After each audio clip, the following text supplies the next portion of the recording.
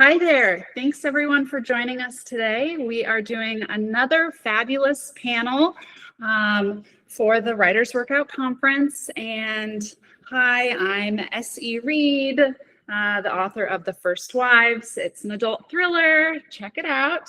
And so today we're talking with some amazing literary magazines. So many of you, as you've been looking for places to submit your short stories, your poetry, those types of things, I'm sure you've come across literary magazines. So we thought it would be interesting to find out more about them, you know, some of their styles, what they're looking for, how often do they publish. But I'm not going to do all the talking today. I'm going to be asking our friends. And so we're going to start off with Jay. She's going to share about what press she's with, and then we'll go round robin. All right. Awesome. Thank you, Essie.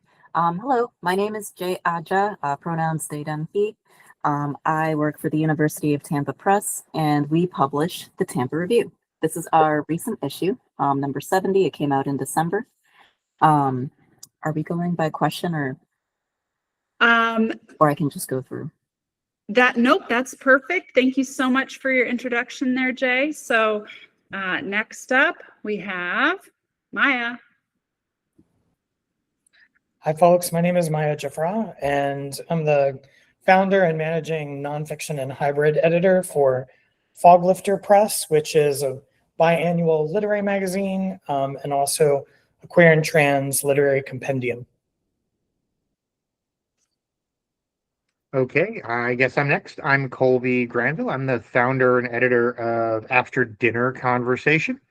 We publish monthly, print and digital, and then later on Substack, short story fiction that's meant to ask interesting ethical and philosophical questions. So imagine if you think of like the trolley problem if it was written by Kurt Vonnegut as a short story. And then each of our stories actually comes with discussion questions because the stories are meant to be discussed and to give you the opportunity to sort of interact with others and evaluate your opinions and value systems. And we are Elizabeth Coffey and Mark Wish, editors and founders of Coolest American Stories. We are an annual anthology, so we publish one volume every year of 13 short stories. We do accept submissions, so in that way we are like a literary magazine, but we're really a one book per year press. Fabulous. Thank you all so much for introducing your magazines and your press. And yes, absolutely. Anthologies are very much sort of in that vein of like a literary magazine, having the different short stories, and it's really a collection of work together. So I think that you do fit in great with today with our panel. And so the next thing I want to ask, and what we hear a lot about, are what goes into coming up with the ideas, the themes behind every issue or every book that is produced? Do you have a team that you work with? Do you yourself come up with those ideas? What goes into that? If you can share a little more about it. Jay? Yes, Essie, thank you for asking. So for the Tampa Review, we do have an editorial team of Tampa Review editors who will review poetry, nonfiction, art, and fiction, and hybrid submissions. And so for them, it's a matter of, I believe, just kind of assessing the pool and seeing how each piece is speaking to each other to decide how they want to set up that issue. We haven't before had like a specific, like this is our horror themed issue, or this is like a specific subject matter we're approaching yet, but that is something we have discussed. And in the meantime, it's just been mostly a matter of seeing how all of the authors, the wonderful authors submitting to us, how their work is fitting with each other to compose our next issue. Similar to Jay, Foglifter doesn't ever have themed issues, largely because we are very much a theme in and of itself by serving and featuring solely queer and trans writers. And so we're more interested in contributing to the conversation around what is a queer and trans aesthetic at this given moment. We obviously also establish ourselves to problematize the canon a little bit. And so we hope that we're challenging the notion of what constitutes good creative writing in general, through that aesthetic lens. But of course, with each issue and the submissions that we receive, we start to uncover motifs and through lines that a lot of times will govern how we choose to design the issue. Curation, of course, being one of the ways that you come out of each issue with a takeaway.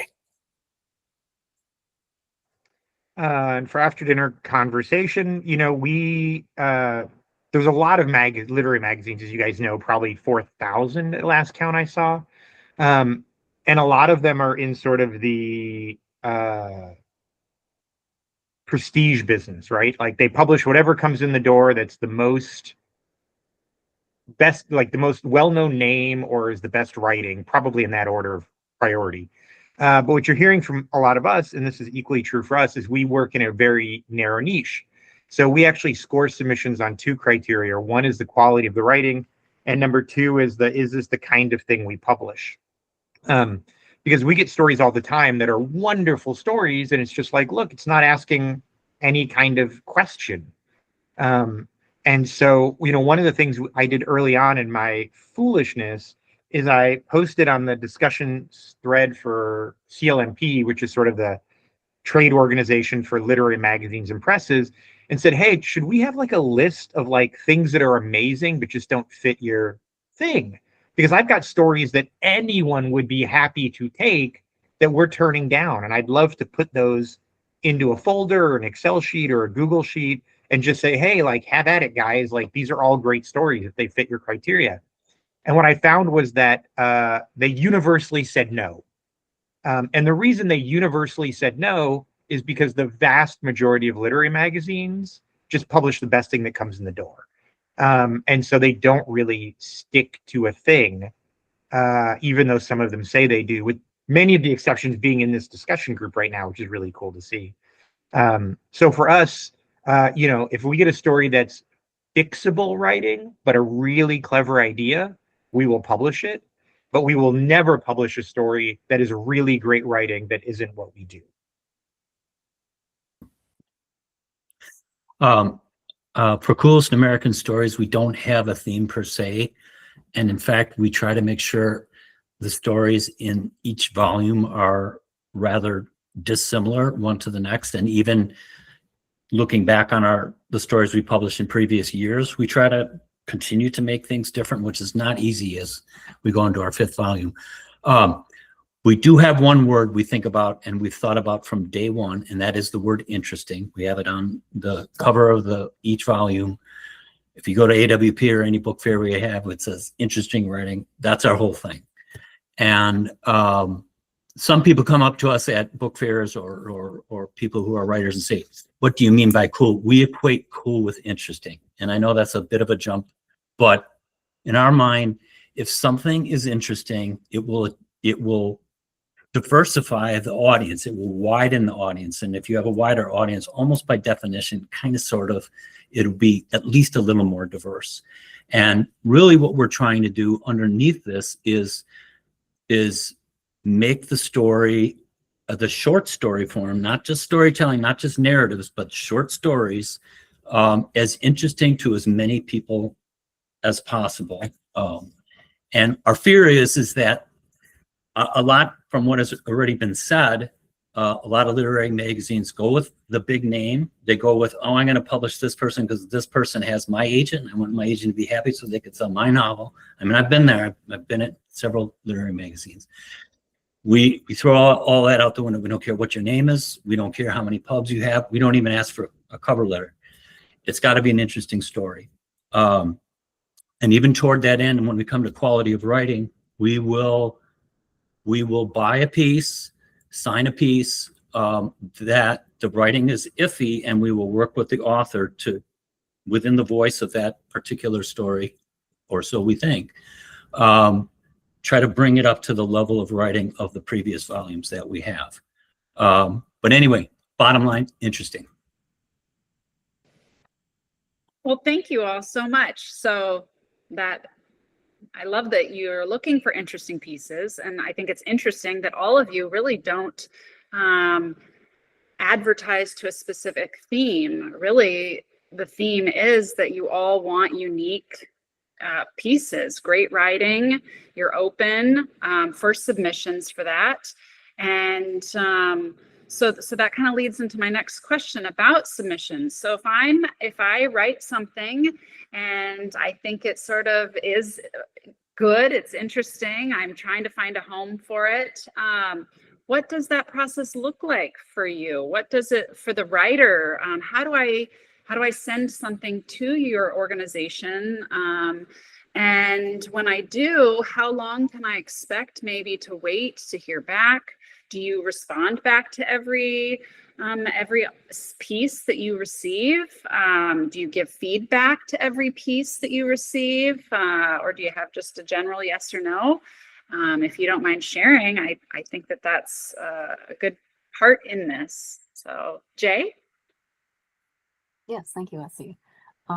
So for the Tampa Review, the submission period is September through December, and that also coincidentally includes our poetry manuscript prize, and we have a short fiction prize as well. So that's the Richard Matthews Prize for Poetry is for poetry manuscripts, and then the Dana Heath Fiction Prize is for short fiction, which when the Dana Heath Fiction Prize is accepted, it's published in the next issue for the following year, along with the other pieces that are accepted.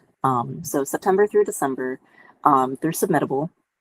And for the consideration period, I believe the editors usually they usually start considering pieces from the end of December, when the period ends on December 31st.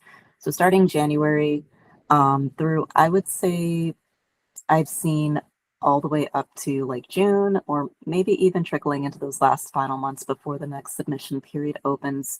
They'll look through submissions and decide on ones for the next issues. It's definitely not been something where like a piece is accepted for the immediate next issue. I've seen them accept pieces in preparation for like maybe an issue or two ahead, which I think is common.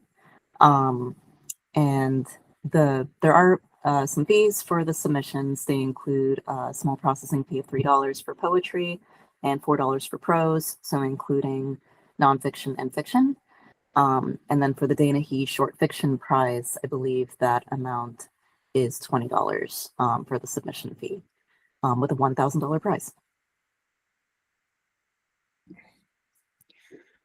Some of the similar kind of attributes to the Tampa Review, Foglifter accepts submissions in particular windows twice a year. They're 2 months long. We, however, do not charge for submissions. One of the missions with Foglifter is to ensure that, yes, of course, we may publish established writers who are in conversation and dynamizing the idea of the queer and trans aesthetic, but we also are heavily seeking newer voices, and we want to remove any barriers they possibly could have, including the culture of cynicism around publication. So we made it a mission to make all of our submissions free, as well as our Start a Riot chapbook prize, which is available to QT-POC writers who have never published a book. So that doesn't even have a cost. And it comes with a $3,000 monetary prize as well as publication. Then the submission process in general takes, once we receive a submission, we also kind of have a goal to contact writers within 3 months of submission. We try our best. We do respond to all writers, but typically it is a form rejection. However, we always have those works that we feel are not quite ready, kind of like what Kolby was referencing earlier, but we feel like they have some punctum, Roland Barthes' idea of impact. And so we will assign editors to work with that writer, especially if they've never published something before, because we think that they have that little spark that is necessary to keep writers hungry and interested in the literary landscape. All right, so for us, we publish every month. We're a monthly print and digital magazine, so we don't have the luxury of ever closing for submissions. We closed for a month this year over the holidays. It was the first time we've closed in 7 years, I think. And that was really just because a lot of our volunteer readers, we've got about 200 volunteer readers. A lot of them were like, hey, it's the holidays, I'm not going to be reading. And that was going to affect our reading times. Our response time tends to run 6 weeks to 3 months, depending on, if there's like an interview like this that I do and suddenly like 50 submissions come in one day. And then but we probably average 200 or 250 submissions a month. We're not on Submittable because they're kind of a scam. For those who are on, they totally understand this. So we do it through our website. That's why we're able to stay free. Because we don't have to pay Submittable some absurd fee. We do have a Fast Pass, sort of like a Disneyland skip the line thing. It doesn't get you preferential treatment. It does get you to, like, your submission becomes the next thing that's read. So you're still as likely to get an acceptance or rejection, but you're going to get one in probably a day or 2 or 3, as opposed to, a couple of months.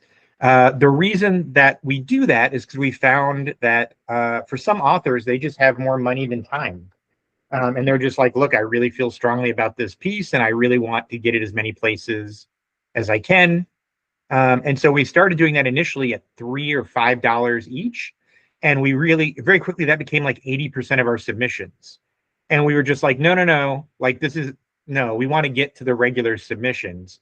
And so we decided we really only wanted about 10 of those a month. And because we wanted to get through them very quickly, and we wanted to get to the free submissions and not have the free submissions be sort of a second tier submission. So it turns out that price where we were able to sort of discourage enough people is about $25.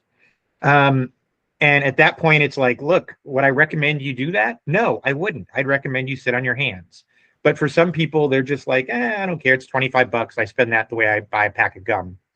And so, okay, fine. Like, we'll take your money, and it allows us to pay writers more because none of our staff, as often the case with literary magazines, takes any money at all. And so we pay writers $75. And honestly, that $75 is the rechurned money of the $25 from the people who give us fast passes. So they're just sort of paying other writers. I think I got all your questions. I think so. If I missed anything, let me know. Great. We do accept submissions through Submittable. One of the aspects of Coolest American Stories that distinguishes us from other annual short story presses is that we do not require previous publication.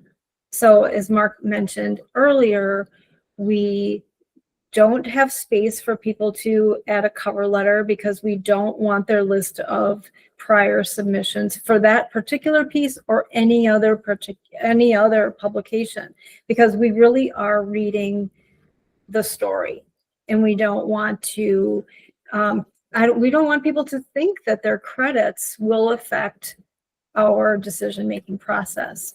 So we do accept submissions from spring to fall every year. I think we've kind of changed up our dates depending upon our bandwidth. We are a 2-person operation. And also we are fully self-funded, and we rely on sales to keep our press running. So we do charge through Submittable, but we charge a token amount that does not $1.50. $1.50. So it does not cover our expenses, even just through Submittable, much less anything else. So we're certainly not making any money on submissions. We're losing money on submissions because we really expect, with our whole philosophy being that we want all of the stories in our volume to be interesting and reach a wide readership from all walks of life. It's those book sales year after year that have kept us in print and kept us going to the next volume. We aim for really fast turnaround. We probably, I think 2 weeks would be the max that we've ever. We sometimes, Yeah, if we hold, of course. if we hold. But we'll let people know that we're holding their story, so they'll at least have heard back from us, so they're not hanging out wondering. I think everyone who's spoken here today has really an admirable goal of getting back to submitters sooner rather than later. But I think we've all experienced submissions that get no response after 9 months or a year or longer. And we wanted to not be those people. And as far as our decision-making process, Mark, Decision-making process is pretty gut level, and it can happen very quickly in a manuscript. I think a lot of editors will say, of course we read every manuscript all the way through. I'll be honest, we don't. And that helps us get back to people more quickly. We're also big believers in interesting and in story. This is not nonfiction. This is not poetry. This is not lyrical prose that is called fiction because we changed a few names about something that happened in our life. This is supposed to be a story. That's why we say coolest American stories. And we do think that that's kind of a lost art, and that the 95% of Americans or people in the world probably think short stories, boring, don't want to read. And it bears out in sales. So I'm usually the person who reads the submissions first. It happens first thing in the morning, and I'm just having my coffee. I'm not in the best mood, and I think that's a good thing. That helps these stories get back to people quickly, because a lot of times I will read, say it's a 20-page manuscript. I can read about 4 or 5 pages in, and I'll know already. And then I'll just double check, and I'll go to page, say, 12. Wait, maybe sometimes people, need to warm up a little as writers. I'll just make sure that are they finally kicking into gear, maybe about a little more than halfway through, and it's still just blah blah blah blah blah. And then I talk to my friend, right? And they're usually, by the way, about adjuncts, M.F.A. students, and teachers, and writers. And again, it kind of smacks of semi-autobiographical stuff, and for the most part, it's just not interesting, especially to the average person out there who's not one of those people. So if it's already on that subject matter, page 12, that's ball game. But I will go all the way to the last paragraph and see, did they redeem themselves with that great last paragraph that every good short story has? That kick-ass last line, that soaring freaking prose or whatever, surprise twist or something at the end.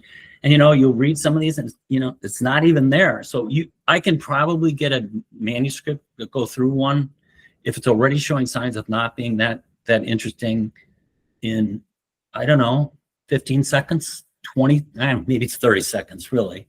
But the point is, we get right back to them, and I can actually also tell the person why I said no, and we do. That's the thing. We decide quickly, and we do everything we can to tell people why. 2 things we like, and I can always find something good. That's the old comp and writing teacher in me from when I taught college and high school. And then I honestly tell them why we said no. I might say just what I said right here, because you wrote about teachers, and 95 or 90% of our manuscripts are about teachers, and everyone who writes emails us says, we love Coolest and we bought it and gave it a 5-star on Amazon because it doesn't have any stories about teachers. So what do I take for that? If we're trying to make the short story popular to a wide audience, and we're trying to, by the way, sell copies so we can stay in business, what do I take from that? But to not only reject that story, but I think it's my obligation to tell, especially if it's a young writer, but any of them, if it's a person who's been writing for 35 years about being a teacher every day and they keep getting rejected, God, somebody should have told them that back when they were 20. So I say, hey, it's about teachers, and you know what? People don't like these, and you know, whatever else the other reason is. You know, I might say, your opening paragraph didn't hook. There's no premise here. We don't even know what this is about, right? Now, do I listen to me now? I'm a little upset because we're not reading submissions right now, but it's going to come pretty soon this spring, and I know what that's like. And you know, most of them just aren't very good. Let's be honest. You know, people, and that's all fine. People are at different stages. They're trying things out. I did the same thing when I started, and still do that when I try to write a short story. Sometimes you just write a dud. So I get it, but they need to be told. Anyway, the decision-making process is all about interest. And I think people might say, well, who are you, Mark, to say, you know, what's interesting for everyone else? You know what? I edited California Quarterly back in 1989, New York Stories, and we published a huge number, sold a lot of copies, kind of discovered personal Everett in the sense that we published a story of his that got into Best American Short Stories in 2000, and now look at him, and now we're doing this, and well, I've been a writer myself and have been rejected left and right, and have seen certain stories do well and seen certain not, so I kind of have a feel for this. So anyway, the point is, I decide, I have a gut feeling for it, I can do it pretty quickly, and that's why we get back quickly. Perfect. Thank you so much. I really enjoy hearing about how all of you and your teams you know, read through and do the submission process and the review process. It's nice to pull back that veil, you know, to see the wizard behind the curtain, I guess. It makes it feel less scary as a writer going into, as you all mentioned, you really do like to get first-time writers, first-time authors, not necessarily first time as in their first story, but maybe your publication becomes their first publishing credit. And so because you're looking for the best stories, and it doesn't matter whether someone has publishing credits or not, you know, they may not be aware of some of the processes that go on and things that happen. So that leads into my next question. What does the editing process look like in your publication? Does the author have any hands-on with that, or do you just edit the piece yourself and then it goes to publication? How involved is the writer with their piece through the editing, if you don't mind sharing? Jay, do you want to tell us a little bit how it works for you? Yeah. So to answer maybe that question on a few different levels. So as far as like the editing of the text, poetry, it's pretty much set and done, so we'll just typeset it. I'm the one who does the typesetting. The editors for Tampa Review are the ones who go through and look for any copy edits. For prose, we don't really do like developmental editing. It's more like if we see, I don't know, like this grammatical thing needs to be corrected. It's more on a grammar scale at that point, because anything we're accepting, we're seeing as polished. And we want to preserve the author's vision for their work, as we see that as, at least for Tampa Review and the level at which Tampa Review is at, as best helping to curate their work and their voice. Because I know we're not at like the level of like Poetry Magazine or anything. So we try to have more of like that homey touch, I guess you could say. With artwork, the editing that occurs with that, I guess on the like the graphic design side of it, that I work on. It's mostly just working with the artist to make sure like it's in the right file type. So like print publications can only be in CMYK, not RGB. And I'll like communicate with that. I'm mostly like the main contact with that with them on that. I'll do the first typesetting, and then I'll send their individual proofs to them to get any edits that they want. Sometimes, poets see that, oh, I didn't realize I sent you an early draft. Could we change this M dash? Could we change this word out for something else? And they're allowed that round of proofreading for that to do that before we send to publication. For prose, it's pretty much, I haven't really heard anything back from prose writers about like their text. It's usually if they're including like photos, we'll kind of negotiate depending on where the photos land, because in Tampa Review, we have a certain format that we publish. We have like column style. The original founder of Tampa Review, Richard Matthews, who unfortunately passed a couple of years ago, he had set up this beautiful design. So we try to preserve that to have more of like a gallery kind of presentation. Is how we like to make sure like our contributors are feeling like they're in like a polished kind of format. We try to pay attention a little bit to the aesthetic there in that way. So yeah, on my side, it's mostly the like technical aspect of the files and the file types. And on the editor's side, it's more so that grammar structure. Maybe if I'm responding to them on something with text, it's more like our in-house style. For example, we do like the typographical quotation marks versus like the straight quotation marks, as that's like our style for publication. But other than that, I haven't really seen like more in-depth like prose or textual edits. Yeah. For Foglifter, once we accept work, and like I mentioned, sometimes the work does need development. We assign an editor to work with them, and we kind of have one mission in mind. Some of our works, I mean, they're just ready to go, and there isn't much that we work with the author for to get it published.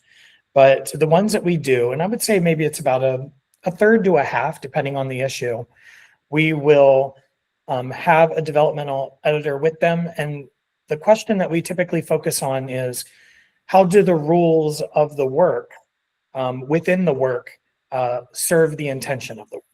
So we're constantly thinking about that. And that way we can extend it into questions of form. We really work with writers on form, especially because we tend to publish a lot of transgressive work, a lot of experiment, a lot of hybrid work, even in our genres of poetry, fiction, nonfiction, what have you. So we're excited by that. We think it's really interesting to work with the author on that, especially if they're open to it. If they are not open to it and we've accepted the work, we honor that. We honor that request on their part.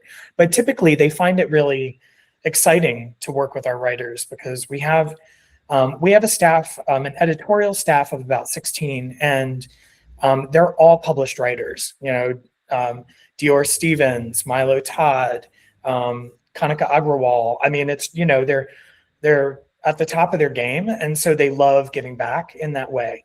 So it's just, that part is delightful. You can tell I'm even wiggling in my seat a little bit, because that's the stuff we love to do, that kind of marries all of the interests, of the literary form. For us, so I realized as I heard other people talk, we have a double reader system. So when something comes in, we have two submission readers read it. If they both score it well, then it goes on to me to read. If they both score it poorly, it is just immediately rejected and I don't read it. If something comes, and if they split, then we do a third reader. In the event it comes to me, if both of them don't like it, we just send a form rejection email. If it comes to me and we still reject it, I'll write an email explaining why we rejected it, because usually it's really good writing and there's just something else it's not a good fit for us. as far as editorials that we do, we don't do any sort of large development work, because we just don't have the staff for it. And in my experience, it doesn't go well. So we will rarely to never do revise and resubmits, because typically authors, that creates an assumption in authors, understandably, that, oh, if I do the things you tell me to do, you're going to accept it. And that is, it's maybe a 50-50, because often an author might spend years crafting a piece, but then hours trying to do our edits. And so often the edits don't take well. The edits that we will do is if, just as someone else said, if the author had a long warm-up, you'll sometimes see the piece where it's like, I walked into the bar and blah, blah, blah, blah, blah, and there's a person in the back playing darts and da, da, da, da, da, and it goes on for like 4 pages like that. And then somewhere on page, which I understand doing, like you're trying to build the world in your mind. And then somewhere on page 3 or 4, it'll be like, and then the girl in red walked in. And it's like, oh, that's the story. The story is you and the girl in red. Like, why did we need these first 3 pages? This is not a novel, it's a short story. So we will do edits where it says, hey, if this is the first line in your story and you just cut everything before it, we'll publish it. But we're not gonna sort of massage it or fix it, because it just doesn't go well typically. The edits that we will do, we have a great story editor who's got a background in sort of copy editing and story editing. When I was doing it, I would send people, and I would just say, look, if it's a glaring typo, I'm going to send it to you, we're going to fix it. And I would get authors arguing with me about the difference between an N dash and an M dash. And like I know what the difference is. You're wrong. But like, well, it's a style choice. No, like really your bad learning is your style choice. This isn't poetry, to your point, Jay. No, you just don't know any better. And so I gave that off to our story editor, who now every time we have a sort of fundamental change like that, like a grammar change, she actually will have a comment that cites to the MLA that says like, and here is why you're wrong. And so every change we make is cited to a grammatical rule that explains why it's not correct. I'm amazed that she does it. It's like, she's just a genius. And I would say now probably 90+% of our authors will accept our changes, just being like, yeah, clearly you spent a lot of time on this. We accept changes. But for authors who don't want to accept the changes, we're just like, okay, well, you know, your thing is your thing. And going to, I think it was Jay's comment, we do have a style guide, which has developed over time, about straight quotes versus bent quotes, about you know, what's capitalized or not capitalized, what's hyphenated and not hyphenated. And it's generally based on rules, but in some cases it's the indoctrination of my own failings. That like, oh, we've always done it this way, because when I first started, I thought that's the way you did it. And now it's just become part of the way we do it. But honestly, like, I'm sure our story editor would tell me why I'm wrong. So we have about 40 or 50 items that we go through and just spot check every single one for the whole document before we do it. I'll give you just a really short example of one that's silly, but just exists. We change spelling for American English, even if it's a British author, unless the story specifically takes place in Britain. So we'll get stuff from English, for people from England, and we're just like, yeah, that's not how you spell color. And they're like, yes, it is. And I'm like, okay, you're right, it is. We're the wrong ones, but we're an American magazine, and your story doesn't specifically take place in England. So we're going to change all of your spelling to American spelling. And you know, I'm sure we all do sort of quirky things like that, but we've somehow managed to indoctrinate all those quirky things into a document. At Coolest American Stories, I think our experience is similar to what we've heard here. We, of course, love a story that's 100% ready to go. And then all they have to experience is our cold reader who is checking grammar, checking spelling, checking facts, if there are any in the story.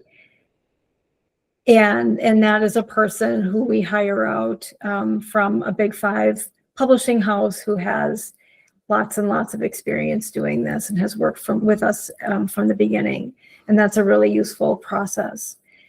More often than not, we do engage in manuscript development, because as much as there are stories that Mark was referencing that come in and you're looking for the story, and so often we can't find it.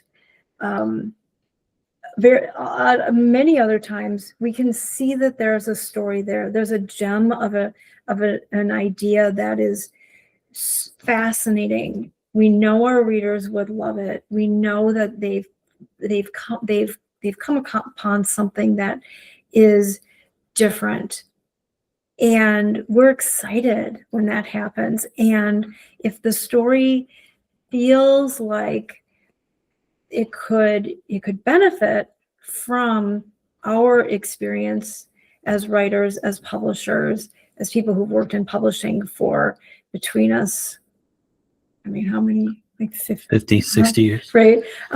Then we do Too many. offer, then we do enter a negotiation of many. manuscript development. And as Kolby says, sometimes it does not go well.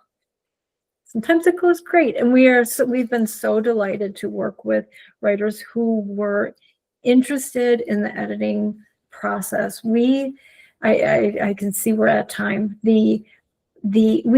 We try to follow the same rigor that Big 5 publishing houses use, because we know that Coolest American Stories can be, and in fact, many, many times has been, a launch pad for authors to finally get their first book deal, whether that's for short stories or a novel.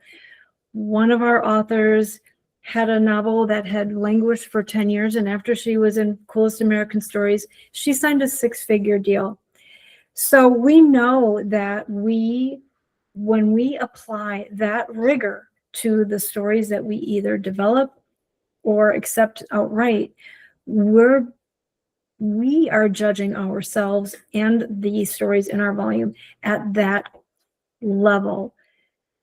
And we've seen it pay off. And we hope that submitters who come to us understand that that's our mission. And what we do on our website is we keep a running list of all of the accomplishments of every person we've ever published. Major ones.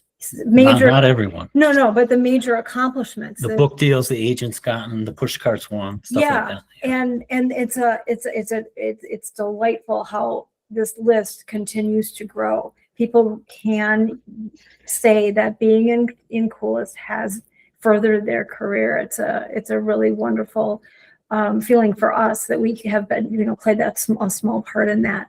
And so when you submit to us and you go to our website and you see, this is why we do what we do.